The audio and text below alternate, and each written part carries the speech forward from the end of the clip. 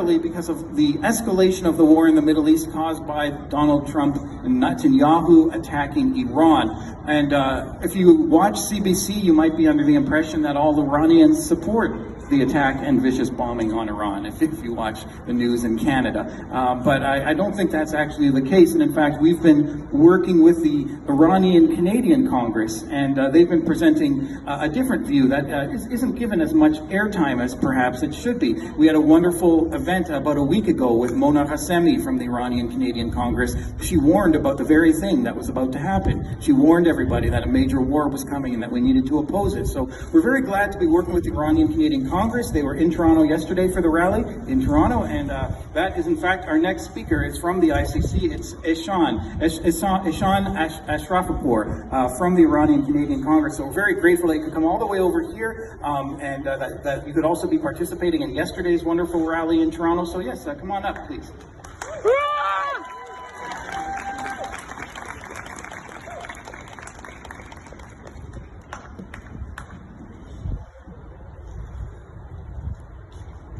Good afternoon, friends, fellow Canadians, and members of our community.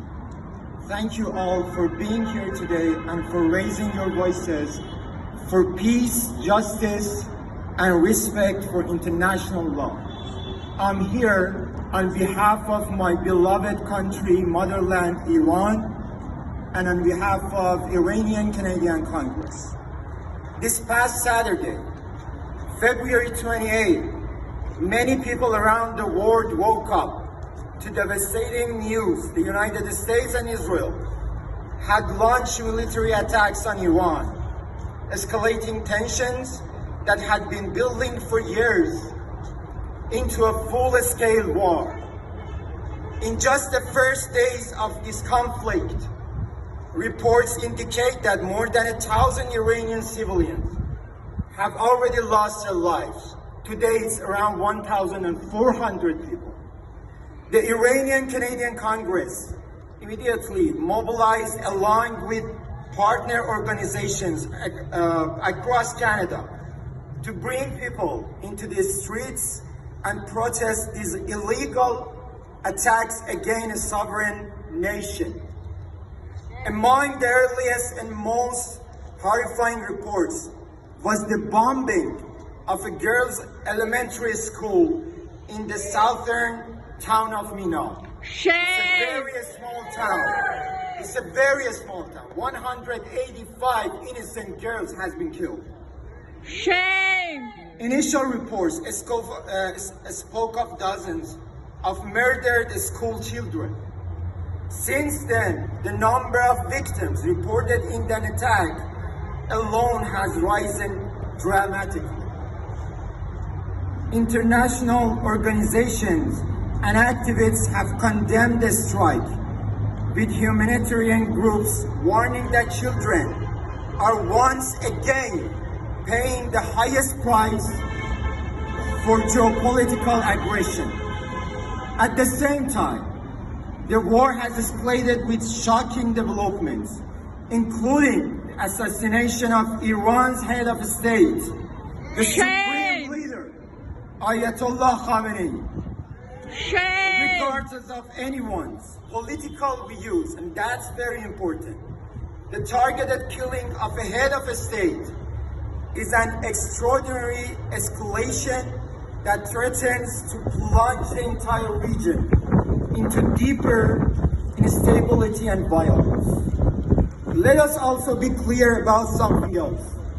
Despite claims that the attacks are limited to military targets, which is fine, reports from across Iran show civilian infrastructure being hit, medical and humanitarian facilities, which is right now around 65, including Red Crescent centers and hospitals in Tehran, have been damaged or destroyed. In other cities, civilian spaces have been struck, killing ordinary people whose only crime was living their daily lives.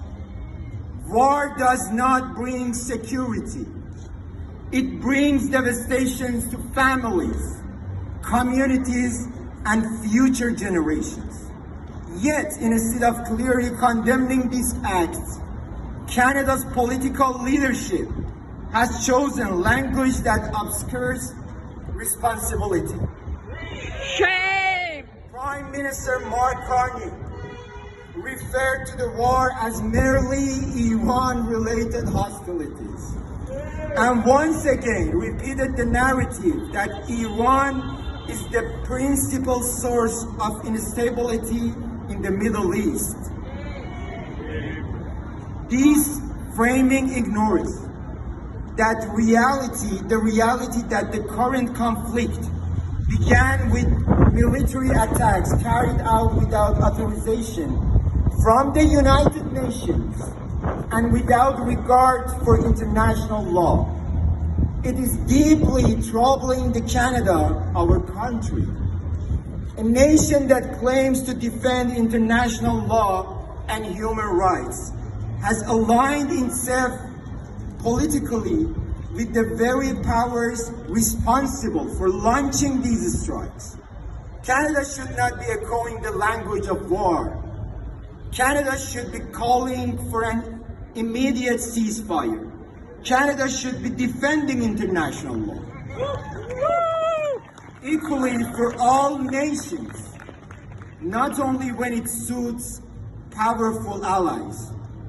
We also cannot ignore the role of media institutions that have failed to adequately report the human cost of this conflict.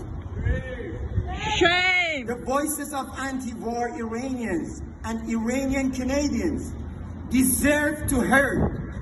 We are here today because we refuse to stay silent, my friends. We refuse to accept a war where powerful states can bomb another country and expect no accountability. We refuse to accept a war where children's deaths are dismissed as collateral damage. And we refuse to accept a foreign policy that follows Washington instead of standing firmly for justice and peace. The Iranian people obviously deserve freedom and dignity and sovereignty. The Palestinian people deserve freedom and dignity. And people everywhere deserve a world free from endless wars driven by geopolitical dynamics. So today we stand together, not for war, not for empire, and not for violence, but for peace, for justice, and for the fundamental principle that international law must apply to everyone equally. And at the end, I want to add 2 words. First one, I want to salute all the strong, brave women of Iran, Palestine, and Lebanon. Who are always fighting for their rights, empty-handed, and unfortunately, they are getting killed. And I want to thank my beloved friends, Canadian friends. You taught us kindness, hospitality, and I'm thanking you for that. And to Mark Carney, who said Iran is the exporter of terrorists. Shame! We are peaceful people. To know we haven't attacked any country in the past 400 years ago. Please read the history. We are not the terrorists. The terrorist is an IDF soldier who shoots, it's really bad, who shoots a mother in leg and waits for the daughter to come out, so they shoot on head and then laugh on that mother when she's grieving on her daughter. They are the real terrorists. We are the peaceful people. Long live Iran, long live Palestine, long live Lebanon, long live Middle East, and long live humanity. Thank you very much.